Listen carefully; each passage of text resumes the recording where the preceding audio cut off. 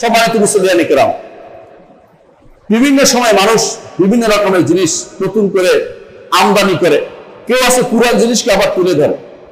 যে জিনিস আল্লাহ এবং তার রাসূল অনুমোদন করেনি, কিয়ামত পর্যন্ত তা দ্বীনের অন্তর্ভুক্ত হতে পারে না। দ্বীন আমরা পেয়েছি আল্লাহ এবং তার রাসূল থেকে, আল্লাহর কুরআন এবং রাসূলের হাদিস থেকে। এই মাস আসলেই, রবিউল আউয়াল মাস আসলেই কিছু মানুষের নতুন নতুন বেদাতের প্রবণতা তাদের মধ্যে জাগ্রত হয়। তো এভাবে না পারলে ওভাবে করে। কেউ যদি কেউ আগে এক সময় মানুষ হয়তো রবিউল আউয়াল মাসে কিছু একটা করতে, এখন নতুন পদ্ধতি জশ্নে জুলুস করছে। এই জশ্নে জুলুস তো আর কিছু নয়, এটা যেন বের এমন একটা কাজ যেটা মুসলিমদের কোনো কর্ম কোনোদিন ছিল না। জশ্নে জুলুসে বের হওয়ার নিয়ম তো কোনোদিন ছিলই না। রবিউল আউয়াল পালন করাটা এক বড় ধরনের বেদাত। রাসূলুল্লাহ সাল্লাল্লাহু আলাইহি ওয়াসাল্লাম তিনি এই কাজটি করেননি, কোনোদিন বলেন না যে রবিউল আউয়াল পালন করতে হবে।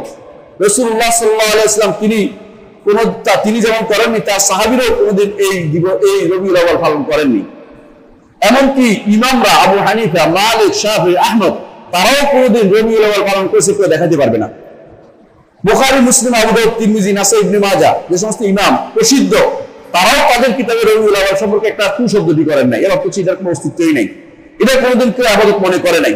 দুর্ভাগ্যবশত যখন শিয়ারা, ফাতিমি শিয়ারা, তথাকথিত ফাতিমি শিয়ারা, বাতিনি শিয়া তারা যখন মিশরের ক্ষমতা আসে, তখন তারা 6 রকমের এরকম মিলাদ আবিষ্কার করে। এর মধ্যে মিলাদের মধ্যে 5 রকম মিলাদ আবিষ্কার করে। তাই 5 নম্বর মধ্যে 1 নম্বর মিলাদ হচ্ছে রাসূলুল্লাহ, তারপরে মিলাদ হাসানের, হোসাইনের, ফাতেমা, এরপরে তাদের হাকিমুল আমরিল্লাহ, এরকম মিলাদের উৎসব তারা চালু করে দেয়।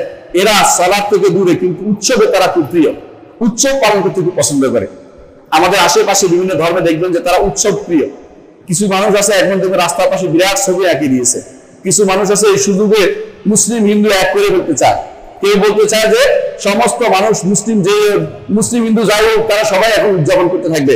এই জাতীয় ইসলামের কোনো বাণী হতে পারে না, এটি কুফরি কথা। ইসলাম বলে মুসলিম আলাদা থাকবে, তার হিন্দু বৌদ্ধ এরা আলাদা থাকবে, প্রত্যেকে তার দিন নিয়ে আলাদা থাকবে, একের ভিতরে একে ঢুকবে না। ইসলাম দাওয়াতি ধর্ম, ইসলাম দাওয়াত দেয় হক কথা নেওয়ার জন্য, কাউকে কারো থেকে কিছু নেওয়ার জন্য নয়। কারণ ইসলাম দ্বীনুল কামাল, পরিপূর্ণ দ্বীন, এখানে আর কোনো কিছু ঢুকানোর সুযোগ নেই। যারা বিদআত করছে তারা এই জায়গা, তারা হয়তো এটা মনে করবে যে রাসূলুল্লাহ সাল্লাল্লাহু আলাইহি ওয়াসাল্লাম তাদেরকে বর্ণনা করেন নাই, এটা দরকার ছিল কিন্তু বর্ণনা করেন নাই। এর অর্থ কি? রাসূলুল্লাহ সাল্লাল্লাহু আলাইহি ওয়াসাল্লামকে অপবাদ দেয়া। রাসূলুল্লাহ যদি এত দরকারি হতো রাসূল কি বলতেন না? অবশ্যই রাসূলুল্লাহ সাল্লাল্লাহু আলাইহি ওয়াসাল্লাম বলতেন। যদি এত দরকারি হতো, ভালোবাসার নমুনা হচ্ছে রাসূলুল্লাহ সাল্লাল্লাহু আলাইহি ওয়াসাল্লামকে ভালোবাসতে, তার নমুনা হচ্ছে সাহাবায়ে কেরাম। সাহাবায়ে কেরাম তাদের জীবনে কোনোদিন করেন নাই। আপনি দাবি করছেন, আপনি এগুলি মিথ্যা দাবি, এগুলি মিথ্যা দাবি। অধিকাংশ মানুষ বলবে অমুক কিতাবে আছে, অমুক কিতাবে, এগুলি কিতাব নয়, এগুলি বানোয়ার কথা। অনেকে বলে যে আবু বকর করেছে, ওমর করেছে, ওসমান করেছে, যত দাবি মুখস্থ বলতেই পারে, কিন্তু এগুলি কোনো সনদ দিয়ে কোথাও বর্ণিত হয় না, কারণ এগুলি থাকার প্রশ্নই আসে না। সবাই এক বাক্যে জানে যে এটা হচ্ছে 5ম শতাব্দীতে এই বেদাত চালু হয়েছে। এর অর্থ হচ্ছে এর আগে এই ব্যাপারে কোনোদিন কেউ চিন্তাও করেনি। তাহলে বোঝা গেল যে এই জাতীয় রবিউল আউয়ালের বেদাত যারা চালু করেছে এরা গুনার কাম করছে। রবিউল আউয়াল সংক্রান্ত কোনো রকমের বেদাত করা যাবে না। রাসূলুল্লাহ সাল্লাল্লাহু আলাইহি ওয়াসাল্লাম তিনি সোমবারে জন্মগ্রহণ করেছেন, আল্লাহ তাআলা তাকে সোমবারে দুনিয়াতে পাঠিয়েছেন, সোমবারে পাঠিয়েছেন। আবার তিনি মারা গেছেন এরকম সোমবার বা বৃহস্পতিবার তিনি মারাও গেছেন। জন্ম মৃত্যু আল্লাহর হাতে। মানুষ ইচ্ছা করলো 1 মিনিট আগে বা 1 মিনিট পরে আসতে পারে না বা যেতে পারে না। ইজাজা আগের না ইস্তাগফিরু সাআতা ওয়ালা ইস্তাগফিরুন। মানুষ যে মৃত্যু যখন আসবে সে ওই সময়ে যাবে, 1 মিনিট পরেও নিতে পারবে না। তাহলে বোঝা গেল যে আপনি জন্ম মৃত্যু নিয়ে কোনো রকমের যত রকমের অনুষ্ঠান করবেন সবগুলি বেদাত এবং সবগুলি হচ্ছে ইসলাম বহির্ভূত কাজ। এই জন্য মুহাম্মদ রাসূলুল্লাহ সাল্লাল্লাহু আলাইহি ওয়াসাল্লামের সাহাবীরা যখন তারা হিজরি সংগ্রহ শুরু করেছেন, হিজরি থেকে শুরু করেছেন। তারা রাসূলুল্লাহ সাল্লাল্লাহু আলাইহি ওয়াসাল্লামের জন্ম বা মৃত্যু থেকে শুরু করেন নাই। যেটা করেছে খ্রিস্টানরা, তারা করেছে ধরে নিয়েছে, তাদের তো শুদ্ধ নয়। আপনি জানা থাকা উচিত ঈসা আলাইহিস সালাম তিনি মারা যাননি। তারা মিলাদ ধরে নিয়েছে, ঈসার মিলাদ, যে এত তারিখে ঈসা আলাইহিস সালাম তিনি তার জন্ম হয়েছে, সেটাও সত্য নয়, এটা ইতিহাস সত্য বলে না। এই যে তারা খ্রিস্টানদের আমরা ধরি যে ঈসা আলাইহিস সালামের মৃত্যুর জন্মের পরে বসে তারা, কতটা ঠিক নয়। বরং অনেক পরে তারা একটা নির্ধারণ করে নিয়েছে যে এই বছর থেকে আমরা শুরু করব, সেটাই তারা করেছে। এর অর্থ হচ্ছে আসলেই জন্ম দিবস পালন করা বা কোনো ব্যক্তি যত বড় হোক না কেন, তা কারো জন্মদিবস পালন করা ইসলামে নাই এবং পূর্ববর্তী কোনো দিনও ছিল না।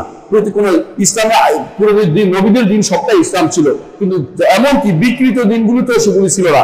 কিন্তু দুর্ভাগ্যবশত কিছু মানুষ শুধু পছন্দ করে নতুন নতুন পদ্ধতি আবিষ্কারকে পছন্দ করে, এগুলো সবই হচ্ছে বেদাত। এই জন্য কেউ সেখানে অবস্থান করা, সেখানে দাঁড়ানো, সেখানে মিষ্টির জন্য টাকা দেয়া অথবা সেখানে কোনো রকমের সহযোগিতা করা সবই হারাম হবে। সেখানে কোনোভাবেই যেন কেউ অবস্থান আমরা না করি। আল্লাহ আমাদেরকে এই বিষয়গুলো থেকে দূরে রাখুন। আর মনে রাখবেন যে এই যে সময়টা আসছে, এই সময়টা যত বেশি পারে সুন্নতের দিকে থাকা দরকার। আপনি একটা সুন্নতের উপর আমল করতে পারেন, কিন্তু একটা বেদাতের অর্থ হচ্ছে আপনি আরেকজনকে প্ররোচনা দিলেন। এই যে বেদাতগুলি যখন সমাজে প্রচলিত হচ্ছে, আমাদের বলা উচিত যে যতটুকু জানি যে এটা বেদাত, এটা যত না বলবেন তত বেদাত প্রসার লাভ করবে, সুন্নত তত স্তীমিত হয়ে যাবে। এই জন্য এই বেদাতগুলির ব্যাপারে সোচ্চার থাকা উচিত। যে যেখানে আসেন সেখানে বলবেন বেদাত, তার পরিবারের মধ্যে যেন না হয়। প্রত্যেকে যদি তার পরিবারের মধ্যে বন্ধ করতে পারি, তাহলে বেদাতগুলো একসময় বাংলাদেশ থেকে উঠে যাবে। এই জন্য এই ব্যাপারগুলো আমাদের গুরুত্বের সাথে নিতে হবে, গুরুত্বের সাথে নিতে হবে।